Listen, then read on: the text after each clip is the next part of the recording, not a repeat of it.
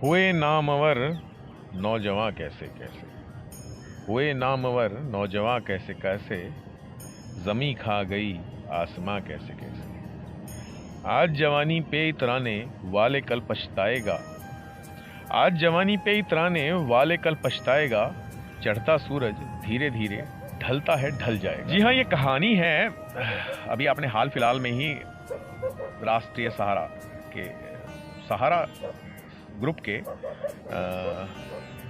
CMD Subrat राय सहारा की अस्थियां जगह जगह पे विसर्जित की गई। लोगों ने श्रद्धांजलियां भी दी, लेकिन कुछ अहम हस्तियां जो कभी उसके दरबार में, जो कभी उसके आगे पीछे घुमा करती थी, जिनको खड़ा करने में सहारा श्री का बहुत बड़ा योगदान रहा है, जिसमें सदी के महानायक अमिताभ बच्चन से लेकर बाबा रामदेव भी है। इनमें से कोई भी, यहां तक कि उनके अपने बेटे भी उनकी अंतिम क्रिया में, उनके अंतिम समय में उनके साथ नहीं थे। तो कहते हैं ना कि वक्त कब बदल जाए इसका पता नहीं होता। आज मैं आपको कहानी सुनाऊंगा सहारा को बेसहारा करने वाले रोशन लाल की। अभी 20 साल भी नहीं बीते इस बात को जब सुब्रत राय सहारा के बेटे की शादी में इस बॉलीवुड के महानायक अमिताभ बच्चन अपने पूरे परिवार के साथ बारात में नाच रहे थे।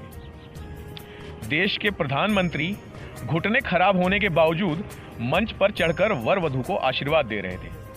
देश का कोई ऐसा व्यक्ति नहीं था जिसकी गिनती देश के बड़े लोगों में होती हो और वह उस शादी में लखनऊ ना पहुंचा हो।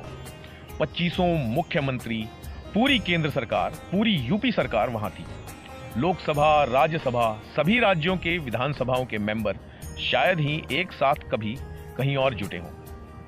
कभी साइकिल पर घूम घूम कर नमकीन और बिस्कुट बेचने वाले सहारा उस वक्त आज के अंबानी, अडानी और टाटा से ज्यादा शक्तिशाली दिखाई दिया करते थे।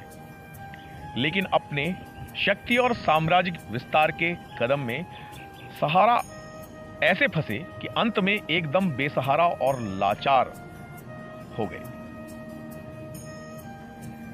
उसी लाचारी की स्थिति में वो हाल फिल्म में ही दुनिया से विदा हुए। सुब्रत राय सहारा ने कभी सपने में नहीं सोचा होगा कि रोशन लाल नाम का एक आदमी जो इंदौर का रहने वाला था, उनकी जगमगाती हुई दुनिया को बेनूर और बेरोशन कर देगा। किस्सा 2009 से शुरू हुआ जब सहारा ने अपनी रियल एस्टेट कंपनियों के नाम से बॉन्ड जारी किए। 3 करोड़ लोगों ने इन बॉन्ड्स को सब्सक्राइब किया और तकरीबन 24,000 करोड़ रुपए उस समय सहारा ने इन बॉन्ड्स के सहारे जुटाए थे। इन बॉन्ड्स को जारी करने में सहारा ने सेबी द्वारा स्थापित नियमों की जमकर धज्जियां उड़ाई थी। फिर एक रोशन लाल नाम के व्यक्ति ने सहारा की शिकायत नेशनल हाउसिंग बैंक कॉरपोरेशन को कर दी। नेशनल हाउसिंग बैंक ने सहारा को उस चिट्ठी के आधार पर एक नोटिस भेजा। तो सहारा ने बैंक को यह कहकर दुत्कार दिया कि ये तुमसे रिलेटेड मामला नहीं है। अगर किसी को पूछने का हक बनता भी है तो वो सेबी है। तुम इसमें अपनी नाक मत घुसेड़ो। बैंक के अधिकारियों को यह बात बुरी लग गई। उन्होंने रोशन लाल की चिट्ठी और उस पर सहारा के जवाब को अपनी टिप्पणी और जांच करने के आग्रह के साथ सेबी को भेज दिया। फिर शुरू हुई सेबी की जांच। हालांकि सत्ता के शिखर और तमाम लोगों को अपने जेब में लेकर चलने का मुगालता पाले सुब्रत राय सहारा ने सेबी की जांच को हल्के में ले लिया। सेबी ने जब उनसे इन बॉन्ड्स के बारे में पूछताछ की तो सहारा ने 31,669 कार्टन से भरे 127 ट्रक भरकर डॉक्यूमेंट्स सेबी के दफ्तर में भेज दिए कि लो, पढ़ लो और कर लो जांच। 127 ट्रकों को सेबी के सामने खड़ा करके सहारा ने खुद को देश की सुर्खियों में ला दिया। मुंबई में सेबी के दफ्तर के सामने लगे ट्रैफिक जाम ने पूरी मीडिया का ध्यान इस मामले पर आकर्षित कर दिया। उस समय वित्त मंत्री थे प्रणब मुखर्जी।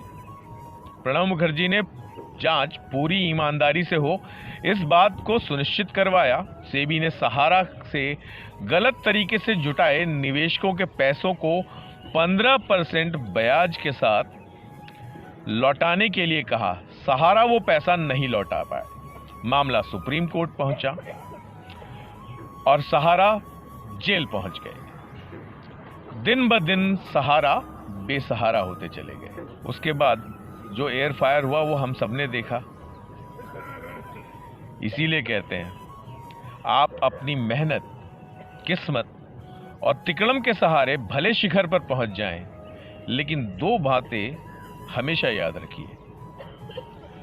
पहला, अहंकार मत पालिए। दूसरा, पर्वत के शिखर पर भी पहुंचा तो जरूर जा सकता है, पर शिखर की चोटी पर घर नहीं बनाया जा सकता।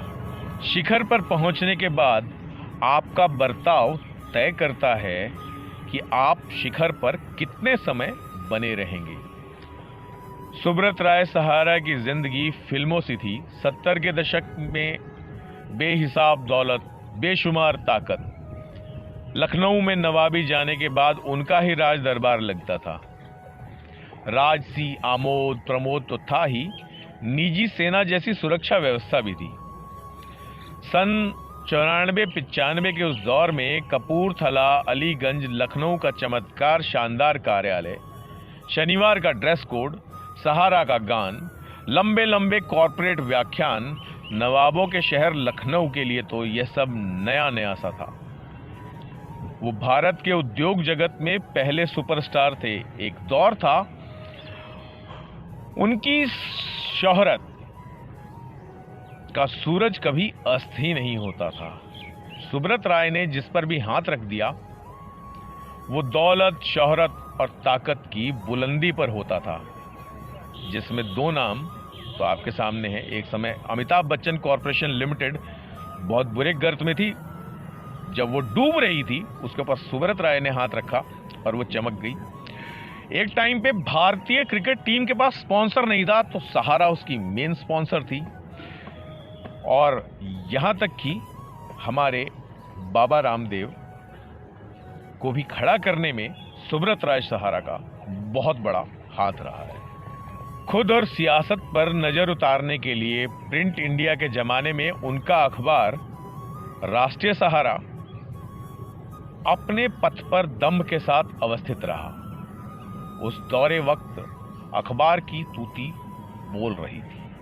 उनके इशारों पर शासन और सत्ता चलती थी।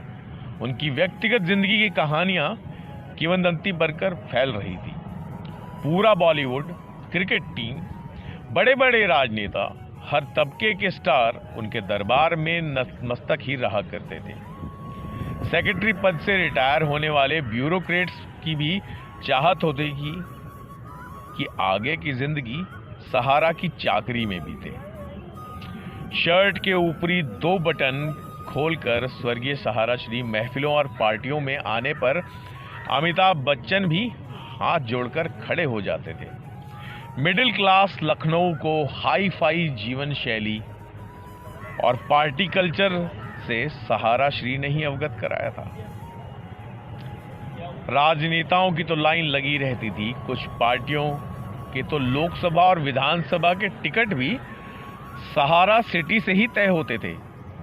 राजनीति में उनका दखल इतना बढ़ा कि राज बब्बर को चुनाव लड़वाने के लिए स्वर्गीय अटल बिहारी वाजपेयी के खिलाफ खुला मोर्चा खोल दिया। शायद सियासत में उनकी यह दखल ही कामयाब कॉर्पोरेट लाइफ का यू टर्न था। पहले से ही चिटफंड कंपनियों को लेकर तरह तरह के आरोपों में घिरे सहारा को सेबी और दूसरी जांच कंपनियों ने घेरना शुरू कर दिया।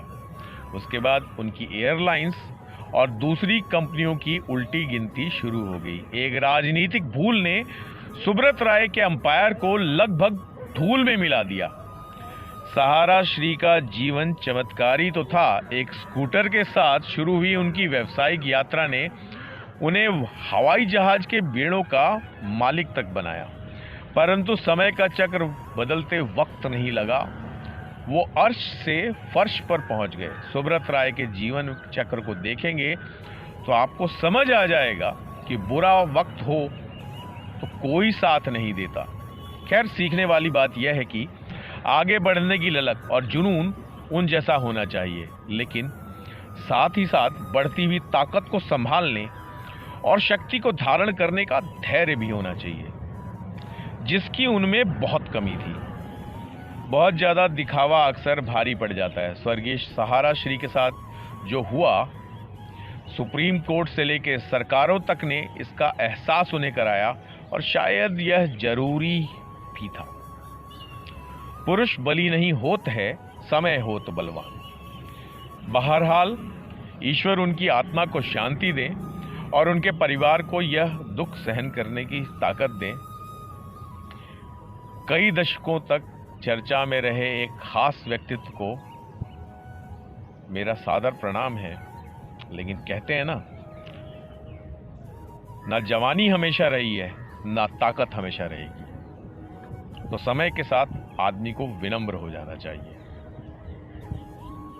जय हिंद, जय भारत, जय श्री राम।